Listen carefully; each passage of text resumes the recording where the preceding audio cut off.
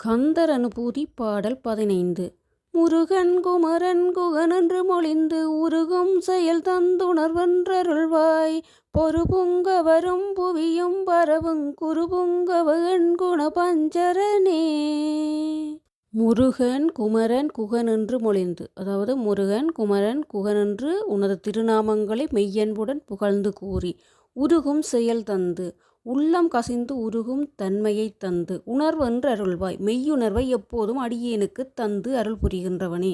பொறுபுங்கவரும் போர் புரிவதில் விருப்பமுள்ள தேவர்களும் புவியும் பரவும் பூவுலகத்தவரும் புகழ்ந்து துதிக்கின்ற குரு புங்கவ குரு சிரேஷ்டனே எண்குண பஞ்சரனே அருங்குணங்கள் எட்டிற்கும் உறைவிடமான முருகப்பெருமானே. அதாவது சண்டையில் ஈடுபடும் வானோரும் மண்ணுலகத்தவரும் வணங்கி துதிக்கின்ற ஆச்சாரிய சிரேஷ்டனே, 8 குணங்களையே தனது திருவுருவமாக கொண்டவனே. முருகன் குமரன் குகனென்று நெஞ்சுருகி கசிந்து மொழிந்து உருகி உணரும் அறிவை எப்போது கொடுத்து அருளப் போகிறாய். எண்குண பஞ்சரன் என்றால் பஞ்சரம் என்ற கூடு அல்லது உடல் என்று சொல்லப்படுறது. 8 குணங்களுக்கும் இருப்பிடமானவன், 8 குணங்களையும் கொண்டவன் அல்ல, 8 குணங்களும் அவனுள்ள இருக்கிறது என்று சொல்லப்படுகிறது.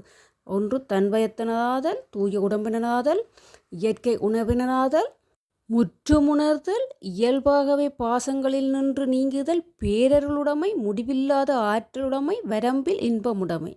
இதில் என்ன சொல்லப்பட்டிருக்குன்னு சொன்னால், இறைவனுடைய தன்மைகளெல்லாம் அறிந்து முற்றறிவுடையவனாகவும் எங்கும் நிறைந்தவனாகவும் என்றும் அழியாதவனாகவும் சர்வ வல்லமை ஆற்றல் உடையவனாகவும் பாசத்தால் கட்டுப்படாதவனாகவும் பரம கருணாமூர்த்தியாகவும் முடிவில்லாத இன்பம் உடையவனாகவும் மனம் வாக்குகளுக்கு எட்டாதவனாயும் இருப்பதுதான் அவன் தன்மை.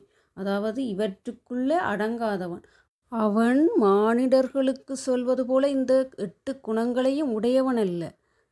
இவன் குணாதீதன் என்று கூட அழைக்கப்படுகிறார். குணாதீதன் என்று சொன்னால் குணங்கள் குணங்குறிகளுக்கு அப்பாற்பட்டவன், எங்கும் நிறைந்தவன், எல்லாம் அவனே என்பதுதான் இந்த பாடலின் பொருள்.